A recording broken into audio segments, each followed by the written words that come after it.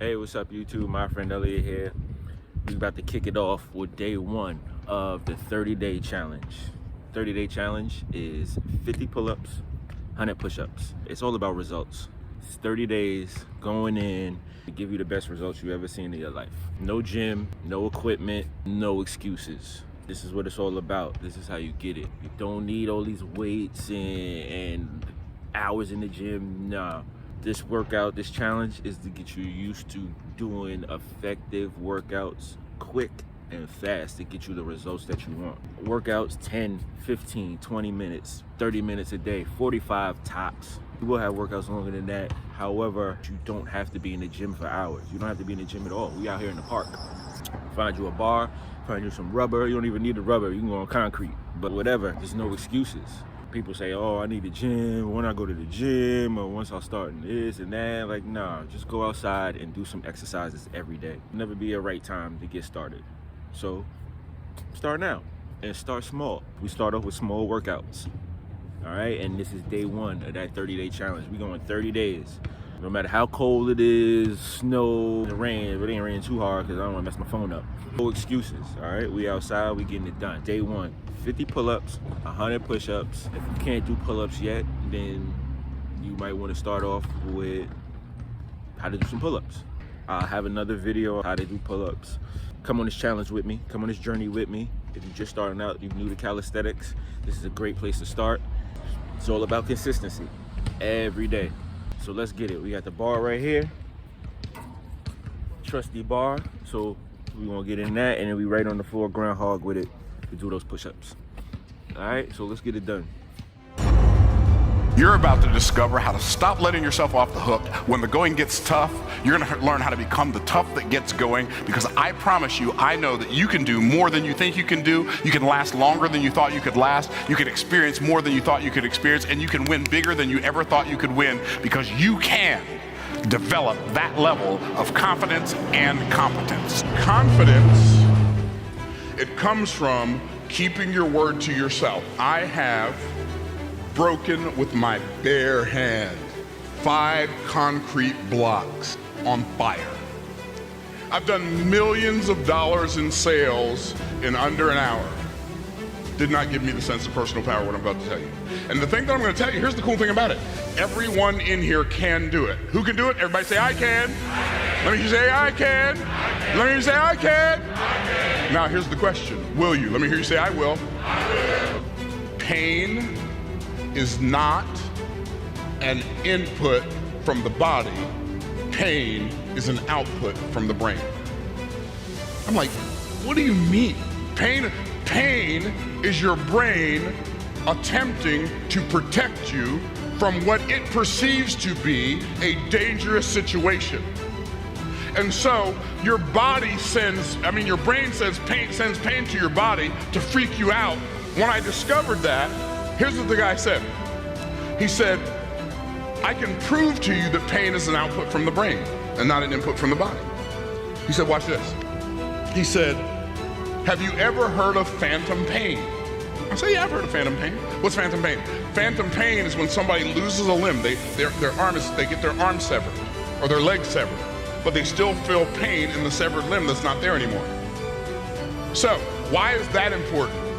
Because you have to be able to control your mind in order to impact your destiny. Every time you get ready to step into a new situation that is unfamiliar, I promise you, your brain is going to send you a pain signal. And it may not be a physical pain signal. It may be an emotional pain signal, but it's going to be a pain signal. And it's a warning. It's like, warning, warning, warning, danger, danger, danger. You're going to die, you're going to die, you're going to die. And if you listen to that voice and that pain signal, you'll opt out of the only thing that can get you the transformation you desire.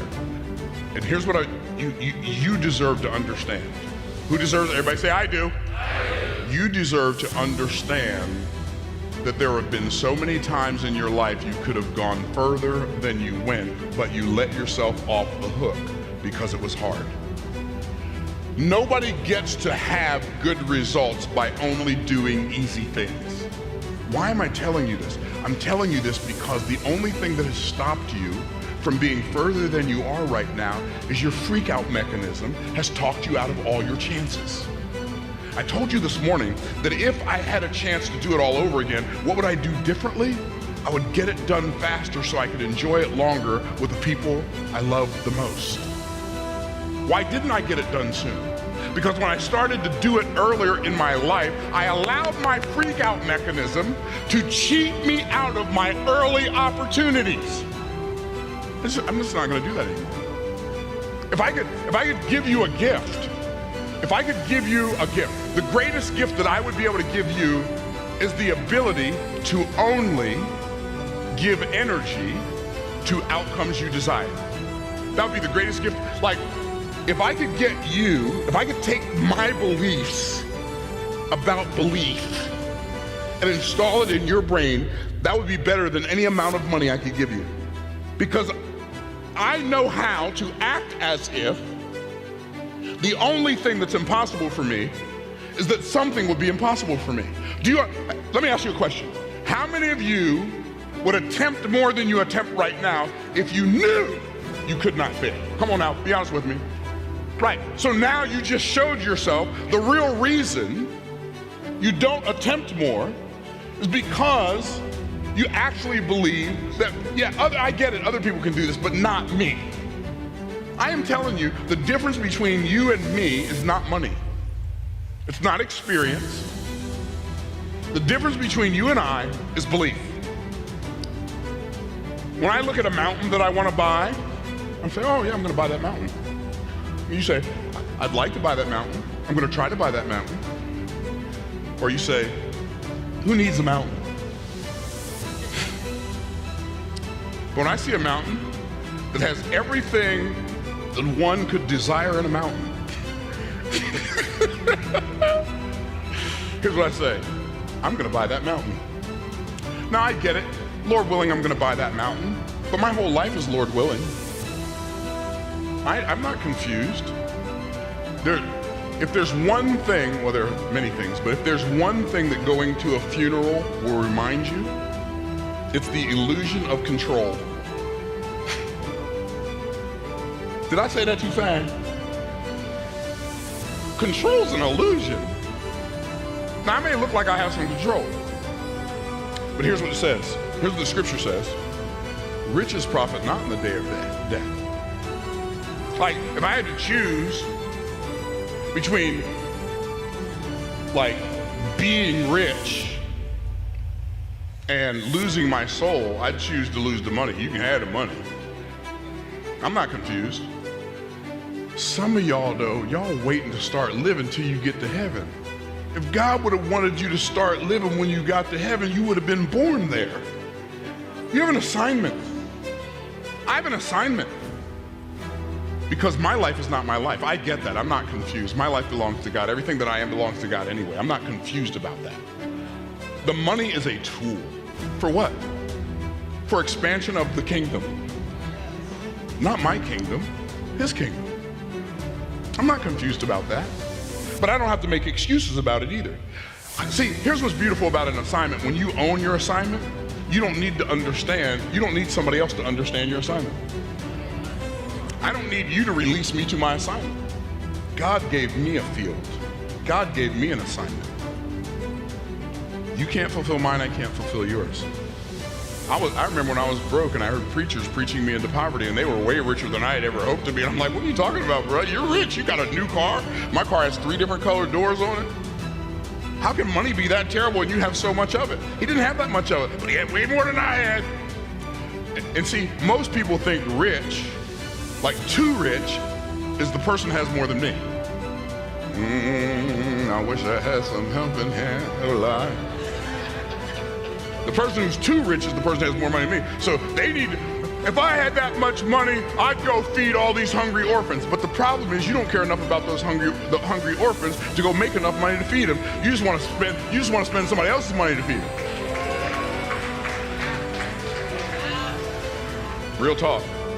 Yeah, you know how to spend somebody else's money on giving. See, I already feed orphans. We already take care of widows. I'm not confused. The point is, kingdom expansion costs money. See, the first temptation in the history of the world was the temptation to focus on lack. Why? Because the scripture says the thief cometh not but for to steal, to kill, and destroy. When you steal, kill, and destroy, there's less. Satan is the god little g of lack. But here's what Christ said, but I am come that you might have life. Chaim. It's actually, the word is actually lives, but you might have life, because you're not just your life. See, if you have children, those lives are in you. They're your grandchildren, your great-grandchildren, those lives are in you. You're not just a life, you're lives. You're all the lives that will come through you. How do I know that? Because the scripture says that Levi, who hasn't, before he's born, paid tithes to Melchizedek while he was yet in his father Abraham's loins. See, what we fail to realize is that our children, our grandchildren, our great-grandchildren receive blessings based on our being a blessing, and they receive curses based on our following curses. Satan is a god little g of lack, and Satan knows he cannot block your blessing. So guess what he does? He mental blocks you from the blessing, because he can't block the blessing from you. What do I mean he mental blocks you from the blessing? Satan is a master of making people think good is bad and bad is good. Your friends are your enemies are your friends. What's right is wrong and what's wrong is right. More is less and less is more. That's Satan's master deception. Here's what Satan told Eve: if you disobey God, you will be more like God. If you will focus on the thing that you don't have, that's lack, the one tree that they couldn't have. If you will focus on the lack, that will make you more like God. Ignore all of your abundance. Ignore all the trees that you can have freely. Focus on the one thing you don't have. Focus on lack perpetuates lack. I'm not afraid to give money. You know why? Because I know there's more where that came from. I'm not afraid to invest money. You know why? I know there's more where that came from. I'm not holding on to it. I'm not holding on to the seed thinking that it's cereal. The farmer who thinks his seed is cereal when it's time to plant will be very hungry when it's time to harvest. And there's far too many of us who've been programmed to believe that the seed that we're supposed to sow in our own garden is something we're supposed to consume upon our own lust. See, people think I have competence because I'm good at stuff. I'm good at stuff because I have confidence. My confidence comes, see, I don't have faith in faith. I have faith in the one who is faithful. I know God can't lie. He said, if you do this, this will happen. So guess what? I make sure I do this so this can happen. I don't ever wonder what's going to happen.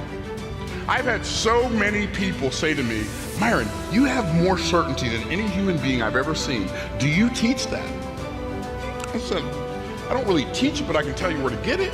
I said, I got this book. They said, where does that come from? I said, I know what's going to happen. So what do you mean you know what's going to happen? I know what's going to happen. I don't have to worry about what's going to happen.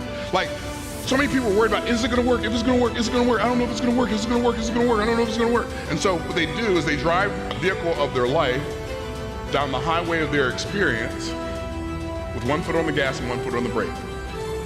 Would you like me to give you a formula for success? Everybody say yes. Accelerate into the curves, even when you don't know what's around the corner. I was born in a segregated hospital called Clara Fry Hospital. It was a post-Civil War hospital, and the conditions of that hospital were so poor that I contracted polio before I was a year old. And my parents moved from Tampa all the way to Pennsylvania at a time in the United States of America where a black person wasn't even allowed to move from the state of Florida to another state up north unless they had papers to prove they already had a job. Being the glutton for punishment that I was, I decided to go to college. And I got financially withdrawn every semester because I never learned how to make money work for me. And a lot of people will act like there's something wrong with money, but the reality is, if you don't have any money, it's hard to make anything work in your life. See, disruption always follows intention. There are no exceptions to that. And because disruption always follows intention, a lot of times people get on the path to success, and when disruption shows up, they think that's a sign that they're going in the wrong direction. But it's not a sign that you're going in the wrong direction. In fact, oftentimes, I think I can safely say most of the time, it's a sign that you're going in the right direction. How many of y'all tracking? Let me hear you say I'm tracking. And so we have to learn how to press through the disruption that follows our intention. How many of y'all got it? Let me hear you say I got it. Most people take way too long to do the thing. People ask me all the time, man, if you could go back and do your entrepreneurial journey over, or if you could talk to your 18-year-old self, what would you say? I'd say, you are going to get rich. You're going to become successful. You're going to impact a lot of people. Get it out of the way. Do it faster so you can enjoy it longer with the people you love the most. See, too many of us go through life acting as if we think we're going to live to be 972 years old. I promise you that ain't gonna happen. So you might as well be about the business now. When? When? Because it's now o'clock. It's now o'clock. Seldom in life can we be stretched. What's the word that is used? Everybody, what's the word? Stretched. Seldom in life can we be stretched to our full potential unless we're first broken. See, we gotta go through some stuff to get to our stuff. And most people are unwilling to go through what they've got to go through to get to what they desire to get to. How many of y'all tracking? Let me hear you say I'm tracking. And so we come to an obstacle, and then what most people do when they come to an obstacle, they turn around and go the other way. And then they find a coach. The coach says, well, just go through the wall. They say, but it's too hard. Well, they go around the wall. I would, but it's too far. Well, they go over the wall. I can't, it's too high.